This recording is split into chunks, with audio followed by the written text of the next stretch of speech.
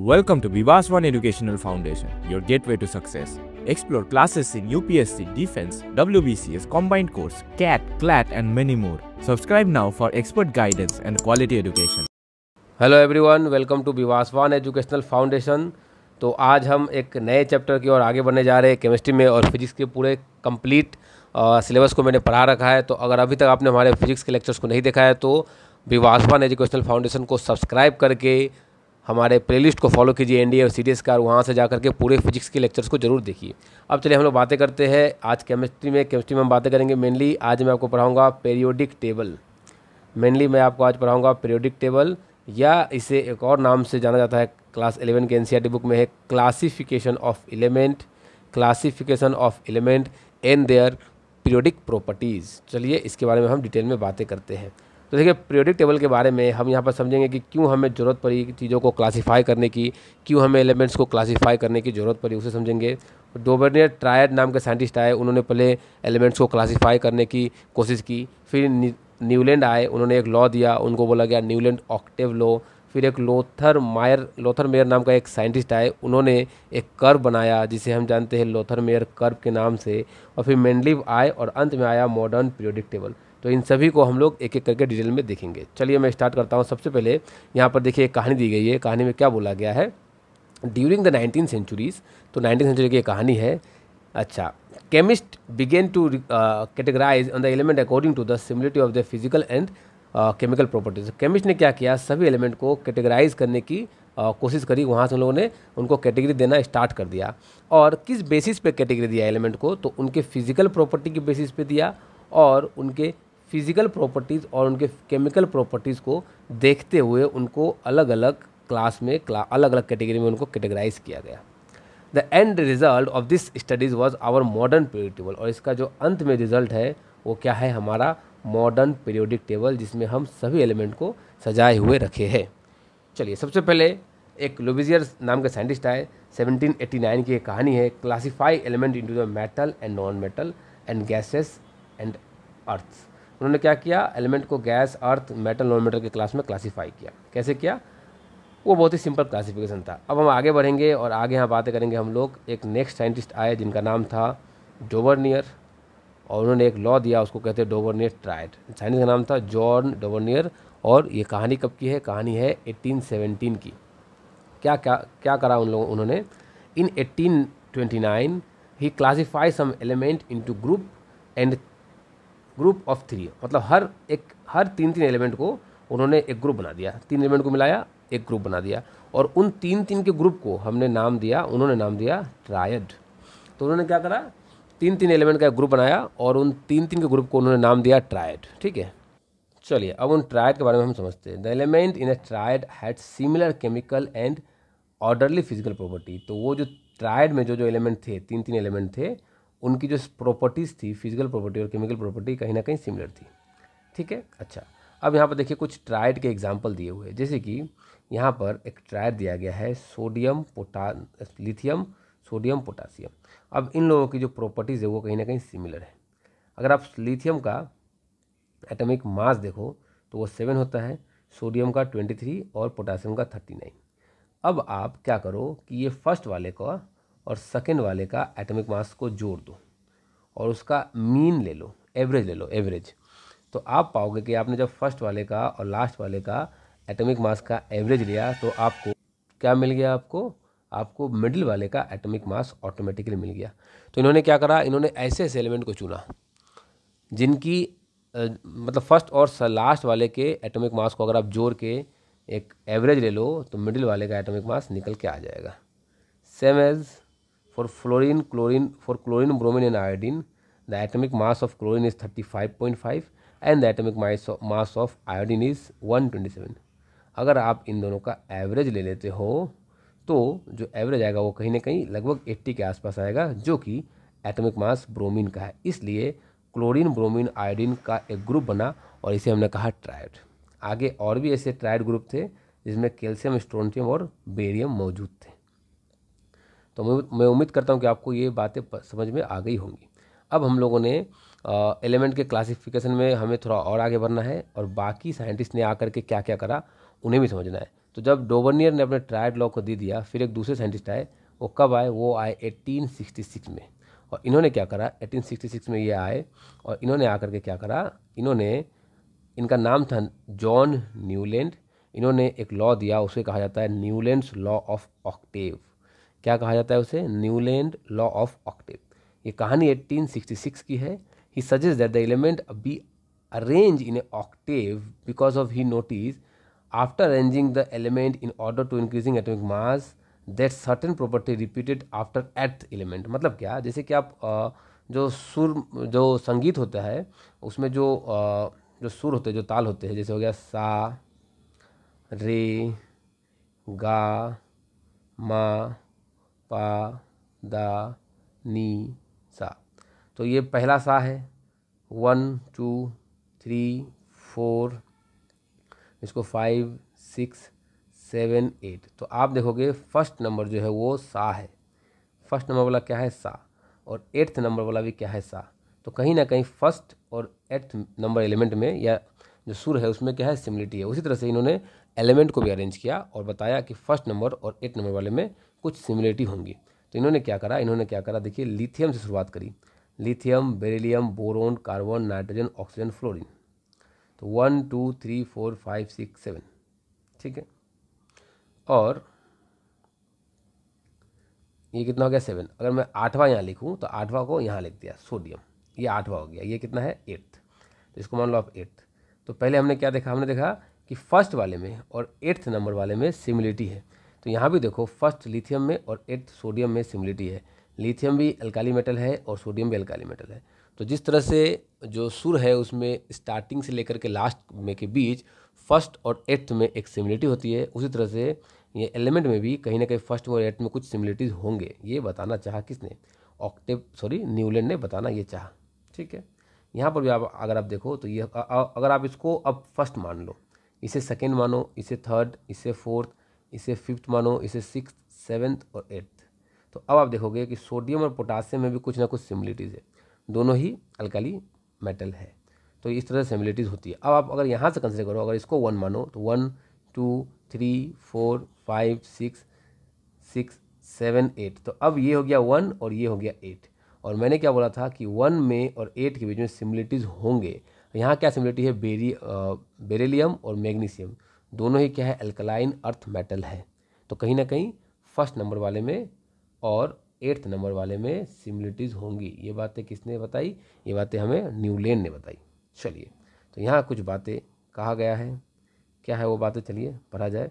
Newland was the first to publish the list of element in increasing order of atomic mass. उन्होंने क्या बताया कि जितने भी एलिमेंट है वो इंक्रीजिंग एटॉमिक मास पर उन्होंने उसको अरेंज किया। जैसे कि यहाँ पर लिथियम का एटॉमिक मास 7 है तो उसको पहले रखा, फिर बेरिलियम का एटॉमिक मास 9 है तो उसको बाद में रखा। ऐसा नहीं किया कि मैं बेरिलियम को पहले और लिथियम को बाद में रख दूँ तो इसका एटॉमिक मास 9 हो जाएगा और इसका 7, तो ये हमारा रॉन्ग हो जाएगा।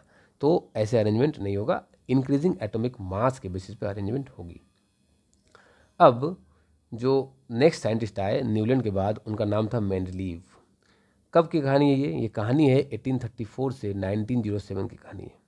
इन्होंने क्या करा, इन 1869 में he publish a table of the element organise by the increasing atomic mass. इन्होंने एक टेबल बनाया जो पहले का पीरियोडिक टेबल है, या फिर उसको हम कहते हैं मेंडलीव पीरियोडिक टेबल, या उसे हम क्या कहते हैं, मेंडलीव पीरियोडिक टेबल, या उसे हम क्या कहते हैं, मेंडलीव पीरियोडिक टेबल कहते हैं। और इस पीरियोडिक टेबल को बनाने के लिए उन्होंने जो बेसिस रखा, वो बेसिस क्या था, वो बेसिस था इंक्रीजिंग एटॉमिक मास। मतलब मैंने वही बताया आपको, लिथियम है और यहाँ पर मैंने आपको क्या बताया, अभी बताया कि लिथियम और क्या है, बेरिलियम है।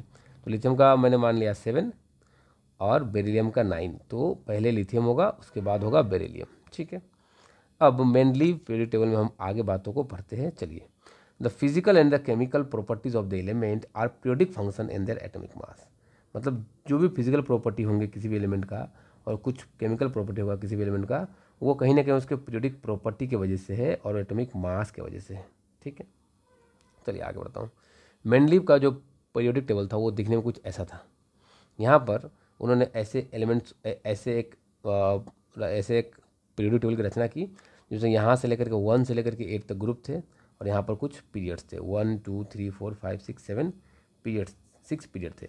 तो मेंडलीव के पीरियड टेबल में कितने पीरियड थे? 1 to 6 पीरियड थे, 1 to 6 पीरियड थे। और इनके पीरियड टेबल में रोमन 1 to रोमन 8 ग्रुप थे। एक मैं किसकी बातें कर रहा हूँ? मैं मेंडलीव पीरियड टेबल की बातें कर रहा हूँ। और यहाँ पर सभी एलिमेंट को देखिए अरेंज किया गया है। अब अगर हम देखें तो मेंडलीव पीरियड टेबल में कुछ कमियां थी या फिर कुछ लिमिटेशन थी, ऐसे कह सकते हैं हम, कि ये सिर्फ और सिर्फ 63 एलिमेंट को ही डिस्क्राइब कर पा रहे थे, क्योंकि उसमें उतना ही नॉन था। इसलिए इनमें इन्होंने क्या किया, वर्टिकल रोज बनाए, जिनको नाम दिया, वर्टिकल रोज को नाम दिया ग्रुप, और 7 group were subdivided into A and B. यहाँ पर देखिए, आप यहाँ देखोगे तो यहाँ पर इनको ए और बी के नाम पर भी, जो ग्रुप 1 है उसको, हर ग्रुप को ए और बी के नाम पर सब डिवाइड कर दिया। हर ग्रुप को क्या कर दिया? ए और बी के नाम पर सब डिवाइड कर दिया। 8th group has 9 element in the group of 3 each. तो 8 ग्रुप में क्या है? 9 एलिमेंट है, और सभी 3 के ग्रुप में है। देखिए जो 8वां ग्रुप है वो 9 एलिमेंट है, उसमें 3, 3, 6 और 3, 9। और सभी कोई अकेले अकेले नहीं है, ये लोग एक कॉम्बिनेशन में है, 3 के ग्रुप है, 3 के ग्रुप है, ठीक है।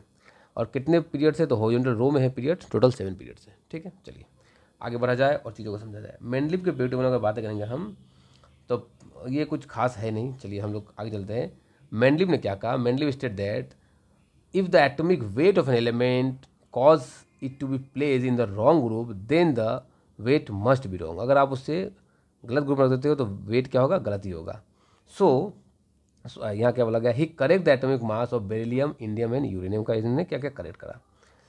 was so confident his table that he used it to predict the physical property of 3 elements that were yet known। जो उन्होंने क्या किया? आने वाले 3 एलिमेंट के फिजिकल प्रॉपर्टी को बता दिया, जो कि आज पता चला कि हाँ वैसा ही कुछ था। कहीं ना कहीं हम ऐसा कह सकते हैं।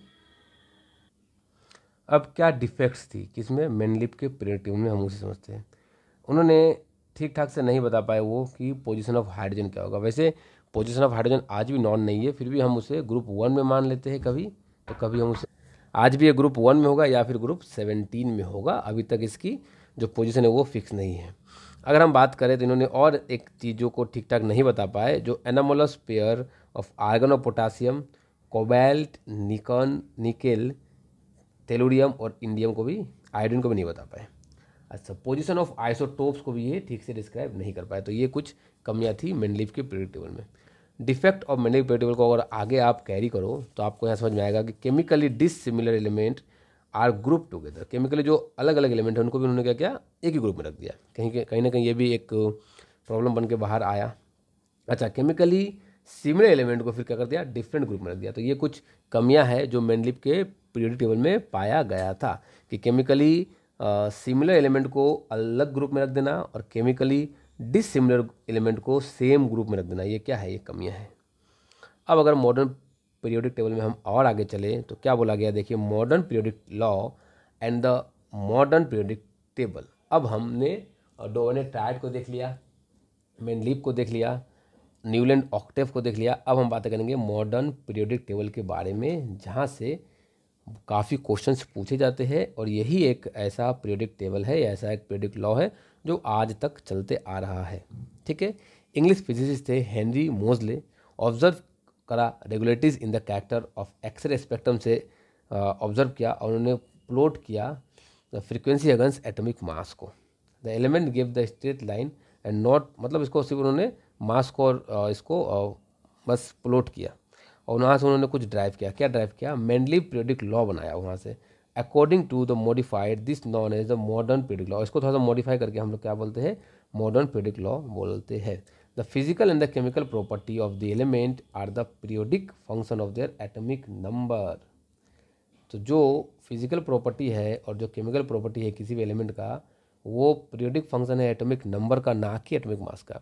अभी तक जितने भी साइंटिस्ट आ रहे थे उन्होंने बताया था कि जितने भी एलिमेंट के फिजिकल और केमिकल प्रॉपर्टीज़ होंगे वो एटॉमिक मास के साथ रिलेटेड होंगे, मगर पहली बार पता चला हमें कि जितने भी एलिमेंट्स, उनके जो भी फिजिकल या केमिकल प्रॉपर्टीज़ है वो एटॉमिक मास से रिलेटेड नहीं होगा, बल्कि एटॉमिक नंबर से रिलेटेड होगा।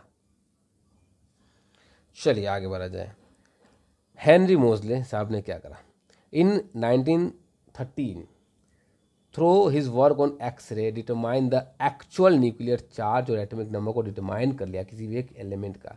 ही arrange the element in order of increasing atomic number के बेसिस पे एलिमेंट को अरेंज करा। ठीक है, चलिए आगे बढ़ते हैं। ये रहा हमारा मॉडर्न पीरियोडिक टेबल। यहाँ से काफ़ी क्वेश्चंस पूछे जाते हैं। अगर आपको ये काफ़ी क्वेश्चंस करने हैं तो इसको ध्यान से समझना होगा। मैं आपको इसको छोटा करके समझाता हूँ। देखिए, मॉडर्न पीरियोडिक टेबल में मैं अगर आपको पॉइंट वाइज बातें बताऊँ तो टोटल जो ग्रुप है, टोटल नंबर ऑफ जो ग्रुप है वो 18 है। कितने हैं? 18। ये रहा, ये ग्रुप 1 है, 2, 3, 4 एंड सो ऑन करते करते कहाँ तक है? 18 तक है। ठीक है। और जो टोटल नंबर ऑफ पीरियड्स है, वो कितने हैं? 7 है। तो ग्रुप कितने हैं? ग्रुप है 18 और पीरियड कितने हैं? 7 यहाँ पर। अच्छा, अब आप देखो, ये जो आपको दिख रहा है ये पार्ट, इस पार्ट को मैं जिसको बॉक्स कर रहा हूँ इसको हम लोग बोल सकते हैं एस ब्लॉक। देखिए, ये ग्रे कलर के एलिमेंट्स को क्या नाम दिया गया है? ग्रे कलर के एलिमेंट्स को एस ब्लॉक का नाम दिया गया है। ये जो येलो कलर का एलिमेंट है जो कि आपको यहाँ पर दिख रहा होगा, इस बॉक्स को, ये एलिमेंट जो भी है, इस बॉक्स को पूरे को, मतलब इसको भी, ये भी है साथ में, और कहीं ना कहीं ये एलिमेंट जो है इनको बोला गया डी ब्लॉक एलिमेंट। सिर्फ यहाँ से पी ब्लॉक होता है, मैं आपको आगे समझाता हूँ। और राइट साइड में आपको जो दिख रहा है ये वाला पार्ट, इसको हमने कहा F block element. Sorry, F नहीं, पी ब्लॉक एलिमेंट। और यहाँ पर ये दो छुपे हुए होते हैं, ये छुपे रुस्तम है, वो लोग को यहाँ पर दिखाया गया है। इसे हम क्या कहते हैं? F block element. तो टोटल कितने ब्लॉक्स है? टोटल है हमारे 4 block, S, P, D and F. चलिए आगे बढ़ते हैं और चीज़ों को मैं आपको ध्यान से समझाता हूँ। अब मैं आपको अगर कहूँगा तो ग्रुप कितने हैं हमारे? 18 और पीरियड कितने हैं? 7। जो ये दो फर्स्ट है इनको एस ब्लॉक बोला जाता है, इनको डी, इनको पी, इनको एफ। अब मैं इनमें भी नंबरिंग कर देता हूँ। जो पहला वाला, जो ये पूरा का पूरा रो है, ये वाला जो मैं आपको दिखा रहा हूँ अभी, ये पूरा का पूरा जो है फर्स्ट वाला, इसको हम कहते हैं ग्रुप 1। ठीक है। ग्रुप 1 का अपना एक नाम भी है जिसको हम कहते हैं एल्काली मेटल। तो ग्रुप 1 को क्या कहते हैं हम? Alkali metal. ये जो ग्रुप 2 आपको दिख रहा होगा, ये इसका भी अपना एक नाम है जिसे हम कहते हैं ग्रुप 2 कहिए, या ग्रुप 2 का एक स्पेसिफिक नाम है अल्कलाइन अर्थ मेटल। तो ये ग्रुप 1 ग्रुप 2 है। अब आप देखो, ये लास्ट वाला जो ग्रुप 18 है, ये लास्ट में कॉर्नर में जो आपको दिख रहा है ग्रुप 18, इसे हम कहते हैं नोबल गैस। ये इनर्ट होते हैं, जल्दी रिएक्शन नहीं करते हैं, नोबल गैस। और ठीक नोबल गैस से पहले वाला जो ग्रुप 17 है, इसे हम कहते हैं हेलोजेंस। तो यहाँ पर आपको चीज़ें समझ में आ गई होंगी कि कौन सा है अल्काली मेटल, कौन सा है अल्कलाइन अर्थ मेटल, क्या है नोबल गैसेस और क्या है हेलोजन। हेलोजन कौन है? तो यहाँ पर हेलोजन है हमारे fluorine, chlorine, bromine, iodine, astatine. Noble gas कौन कौन है? Helium, neon, argon, krypton, xenon and radon. These are noble gases and they are present in the group 18 of periodic table. आगे बढ़ते हैं, आगे मैं आपको और भी बातों को बताऊंगा, आप उन सभी चीज़ों को अच्छे से समझिएगा। यहाँ पर देखिए, मैंने जो बता दिया, यहाँ पर वो लिखा हुआ है, ये अल्काली मेटल है पहले वाला, फिर अल्कलाइन अर्थ मेटल है, ये हेलोजन है और ये नोबल गैस है। इन सभी को मेन ग्रुप भी बोला जाता है। और चूंकि ये एक ब्रिज लाइक स्ट्रक्चर है, जो डी ब्लॉक था वो क्या है? एक ब्रिज लाइक स्ट्रक्चर, तो इसको हम कहते हैं ट्रांजिशन मेटल। तो ये क्या है हमारा? तो ये हमारा है ट्रांजिशन मेटल। और एफ को एक और नाम देते हैं इनर ट्रांजिशन मेटल, या फिर लेंथेनॉइड एक्टिनॉइड सीरीज भी बोल सकते हैं, और इनर ट्रांजिशन मेटल भी हम इसे कह सकते हैं। तो ये मैंने आपको चीज़ों को समझाया। अब अगर मैं पीरियोडिक टेबल में और डिटेल में जाऊँ, आपको और डिटेल में बातें बताऊँ, तो आप बातों को समझिए। ये आपको जितने भी ये पेल येलो कलर से दिख रहे हैं, ये सारे जो भी पेल येलो कलर से दिख रहे हैं, ये सभी मेटल्स। तो ये सभी क्या है? मेटल्स। यहाँ से आपको जो भी दिख रहा है, जो मैं अभी बना रहा हूँ इस कलर का, ये सभी नॉन मेटल है और ये तो गैस है, चलिए नॉर्मल गैस है। तो ये सभी क्या है, नॉन मेटल्स। इस बॉर्डर में ये दोनों और ये सिर्फ ये बॉर्डर में ये लोग ना तो मेटल है ना तो नॉन मेटल है, इनको बोला जाता है मेटलॉइड्स। तो क्या है मेटल, क्या है नॉन मेटल और क्या है मेटलॉइड्स, मैंने आपको वो भी बता दिया। चलिए और आगे बढ़ता हूँ, चीज़ों को और अच्छे से आपको समझा देता हूँ। यहाँ पर नेक्स्ट क्या बोला गया है, features of long form of period table में क्या क्या फीचर्स होंगी। देखिए यहाँ बोला गया है सबसे पहले contains element arrange in increasing order of atomic number. तो ये जो मॉडर्न पीरियोडिक टेबल है इनके एलिमेंट को अरेंज किया किस बेसिस पे, क्या तो increasing order of atomic number के बेसिस पे, क्या ना कि एटॉमिक मास के बेसिस पे। Explains the position of element in relation to the element, और एलिमेंट के पोजीशन को एक्सप्लेन किया एटॉमिक नंबर के बेसिस पे। Consist of group and period, इसमें क्या है, इसमें ग्रुप है और कुछ पीरियड्स भी है। जो वर्टिकल्स थे वो क्या थे, ग्रुप्स थे, वर्टिकल कॉलम को ग्रुप बोला गया। और ग्रुप्स कितने थे, ग्रुप्स थे 1 से लेके 18 तक। जो element in A group have similar but not identical electronic configuration. एक ग्रुप वाले एलिमेंट भले सिमिलर हो मगर उनकी जो इलेक्ट्रॉनिक कॉन्फ़िगरेशन होती है वो सेम नहीं होती है। अभी इलेक्ट्रॉनिक कॉन्फ़िगरेशन क्या होता है ये मैंने ऑलरेडी स्ट्रक्चर ऑफ एटम वाले चैप्टर में पढ़ा रखा है। अगर अभी तक आपने हमारे स्ट्रक्चर ऑफ एटम वाले चैप्टर को नहीं देखा है तो आप पहले जा करके डिस्क्रिप्शन बॉक्स में लिंक दिया गया है, आप स्ट्रक्चर ऑफ एटम को जरूर देखिए। और ये आप हमारे प्लेलिस्ट में भी आपको मिल जाएगा, एनडीओ सीरीज़ वाले प्लेलिस्ट में। चलिए, और जो हॉरिजॉन्टल कॉलम में होते हैं उनको क्या बुलाता है, पीरियड्स। और पीरियड्स कितने थे, तो पीरियड्स टोटल 7 थे, 1 to 7।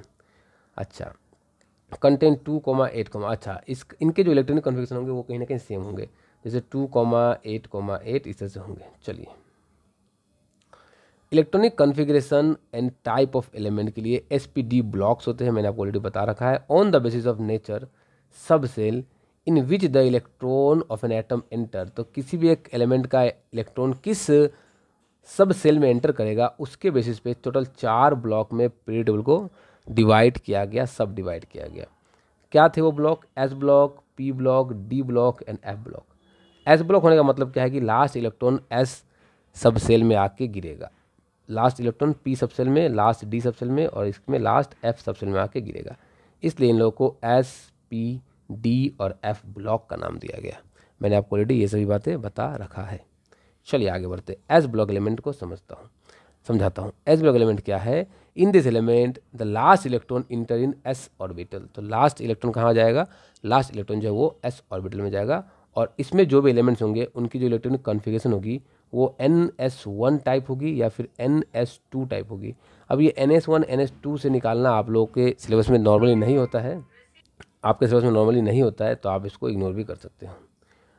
एस ब्लॉक में इनमें 2 ग्रुप्स होते हैं, एक ग्रुप 1 जिनको बोला गया था अल्काली मेटल, दूसरा ग्रुप 2 जिनको बोला गया अल्कलाइन अर्थ मेटल। मैंने आपको ये दोनों भी दिखा रखा है। All the metals low ionisation energy and have low melting point and boiling point. इन बातों को याद रखिएगा।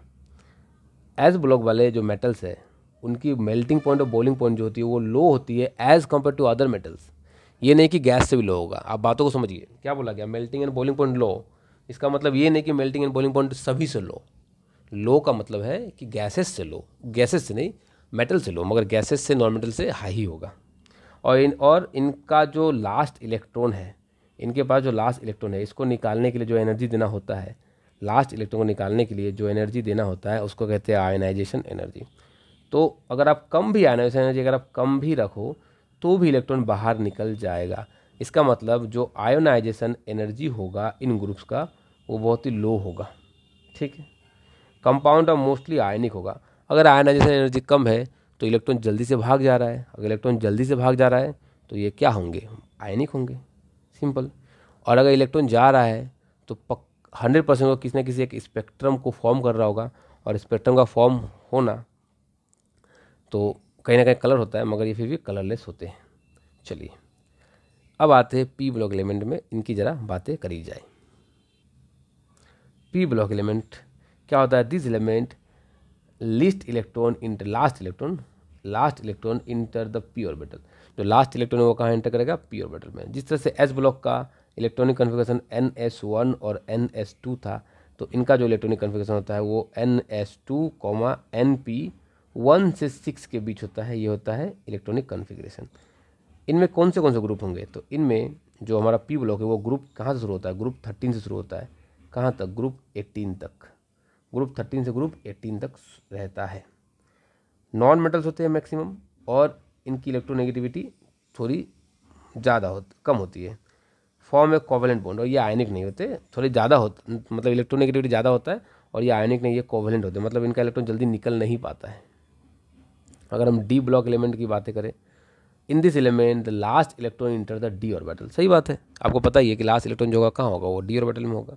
और इनको हम क्या कहते हैं? इनका एक और नाम है ट्रांजिशन मेटल। इनका जो इलेक्ट्रॉनिक कॉन्फ़िगरेशन होगा वो होगा N-1 D1 to 10 के बीच कहीं भी हो सकता है, और NS1 या फिर NS2 होगा। ये इनका बेसिक इलेक्ट्रॉनिक कॉन्फ़िगरेशन है। ये ग्रुप कहाँ से कहाँ तक होते हैं? ये ग्रुप 3 से ग्रुप 12 तक पाए जाने वाले एलिमेंट्स होते हैं। ये रहा। वेरिएबल वैलेंसी होती है, हाई मेल्टिंग पॉइंट होती है, क्योंकि क्या है? मेटल्स है, तो मेटल से तो मेल्टिंग पॉइंट तो हाई ही होगा, बॉइलिंग पॉइंट भी हाई ही होगा। कलर कंपाउंड होंगे, क्योंकि ये लोग इलेक्ट्रॉन रिलीज़ कर रहे हैं, अगर इलेक्ट्रॉन रिलीज़ कर रहे तो कोई ना कोई तो कलर इमिट करेगा ही। पी ब्लॉक एलिमेंट की बातें करी जाए तो in this element the last electron जो है वो कहाँ एंटर करेगा? एफ ऑर्बिटल में एंटर करेगा, और इसका एक और नाम है जिसे हम कहते हैं इनर ट्रांजिशन मेटल। और इनकी जो इलेक्ट्रॉनिक कॉन्फ़िगरेशन होती है वो कुछ इस तरह से होती है। N-2 F1 to 14 होगा, N-1 D 0 to 1 होगा, और NS2 ये होगा इनका इलेक्ट्रॉनिक कॉन्फ़िगरेशन। ये कहाँ होते हैं? नीचे की तरफ होते हैं, पीरियोडिक टेबल में 2 रो में सजाए होते हैं। ये मेनली ग्रुप 3 में होता है। मेनली देखिएगा, आप ग्रुप 3 के नीचे अगर आप जाओगे तो 1 2 को छोड़ के नीचे वाला जो 2 होगा यहाँ पर होगा और यहाँ पर होगा। तो ग्रुप 3 का भी जो पीरियड होता है वो 7 में होता है, और पीरियड 6 में होता है। पीरियड 6 ऊपर लिख दूँ, 6 में और 7 में होता है। तो ये फिक्स है एकदम, ग्रुप 3 का पीरियड 6 एंड 7 में, ग्रुप 3 का पीरियड 6 एंड 7 में होगा ये। इनकी भी मेल्टिंग पॉइंट हाई होती है। क्यों हाई होती है? क्योंकि ये लोग मेटल्स है, दैट्स वाई। अच्छा, features of long form period table की हम बातें करें तो रिप्रेजेंटेटिव एलिमेंट एस और पी ब्लॉक को बोला जाता है, ट्रांजिशन एलिमेंट डी ब्लॉक को बोला जाता है, valence shell and penultimate shell both are incomplete होता है, इसलिए inner transition element F block को बोला जाता है, क्योंकि यहाँ पर valence shell, penultimate shell, anti penultimate shell सभी इनकम्प्लीट होते हैं इसलिए। अगर आपसे बोला जाए कि मेटल्स कहाँ होते हैं, तो मेटल्स होते हैं mainly left side of the periodic table में। राइट साइड में क्या थे? नॉन मेटल्स थे पी ब्लॉक में, और इधर में था मेटल, और इधर में था क्या? मेटल। तो लेफ्ट साइड वाले क्या थे? लेफ्ट साइड वाले क्या थे? मेटल्स थे। राइट साइड वाले क्या थे? नॉन मेटल्स थे। ठीक है। अच्छा, solid malleable ductile and connector. Metal का मतलब क्या? कि वो सॉलिड होगा, उनको आप पीट के प्लेट बना सकते हो, उनको वायर बना सकते हो, इसलिए बोला गया है malleable, ductile and pliable. Non metal होंगे राइट साइड में थे, नॉन मेटल होगा, और ये तो ना ही सॉलिड है, ये तो लिक्विड हो सकता है, सॉलिड हो सकता है, गैस भी हो सकता है, और ये डक्टाइल मेलिएबल तो है ही नहीं। मेटलॉइड कुछ ऐसा है जो जिग जैग फॉर्म में था, यहाँ पर इस तरह से दिखाया था मैंने आपको। उनको क्या बोला जाता है? मेटलॉइड, जो मेटल और नॉन मेटल के बीच में कहीं लाई करता है। उनका एग्जाम्पल दिया गया है boron, silicon, germanium, arsenic, antimony, tellurium, ये है उनका एग्जाम्पल। अब बोला जाएगा कुछ मेरिट्स के बारे में बातें करते हैं पीरियड के लॉन्ग फॉर्म में। बेस्ड ऑन क्या बोला गया है? Based on a more fundamental basis of atomic number. इसका मेन फंडामेंटल बेसिस क्या है? एटॉमिक नंबर है, ना कि atomic mass. Position of an element is related to the electronic configuration of its atom.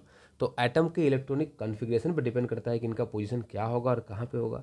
Due to separation of element into group, dissimilar group, alkali metal और अलग अलग metal को अलग अलग टाइप से ग्रुप कर दिया गया।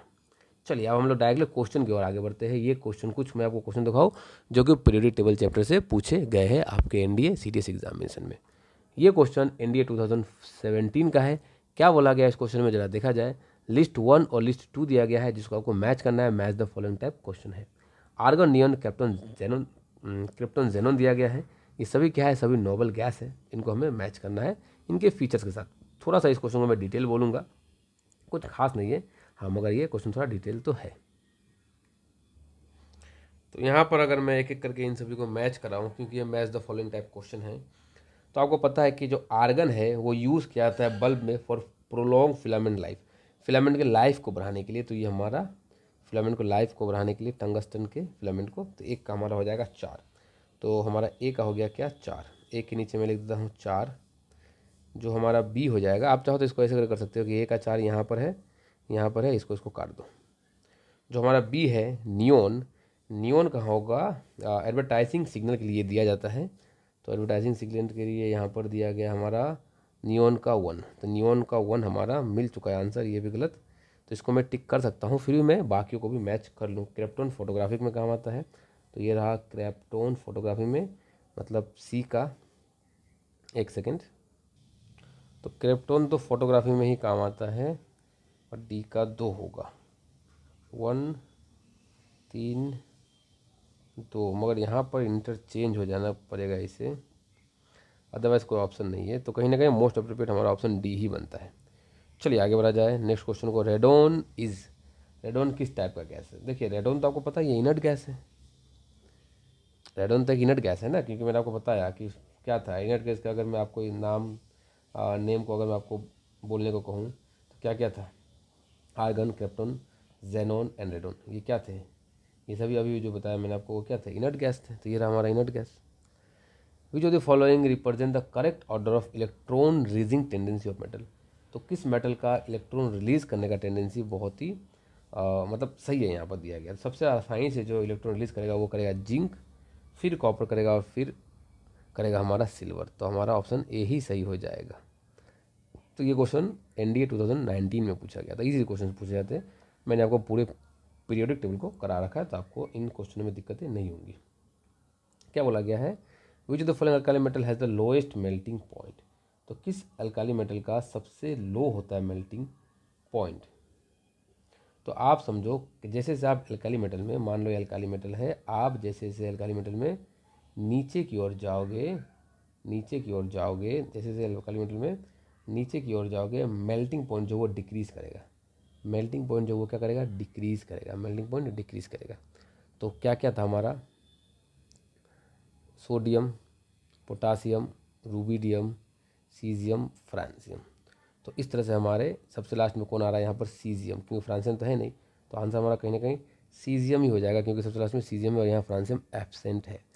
तो ये क्वेश्चन एनडीए 2018 में पूछा गया था। नेक्स्ट क्वेश्चन है which of the following metal use the filament for the photo electric cell to convert light energy to electric energy? तो किसको हम लोग फिलामेंट में यूज़ करते हैं? टंगस्टन। टंगस्टन डब्ल्यू से डिनोट किया जाता है। टंगस्टन एक एलिमेंट है जिसको हम लोग लाइट के बल्ब के फिलामेंट में यूज़ करते हैं। ये क्वेश्चन 2018 एनडीए में पूछा गया था। इसी के साथ हमने पीरियोडिक टेबल को डिटेल में ख़त्म किया। उससे रिलेटेड जो भी क्वेश्चंस पूछे गए थे उनमें से कुछ क्वेश्चंस को मैंने यहाँ पर डिस्कस भी करा आपके लिए।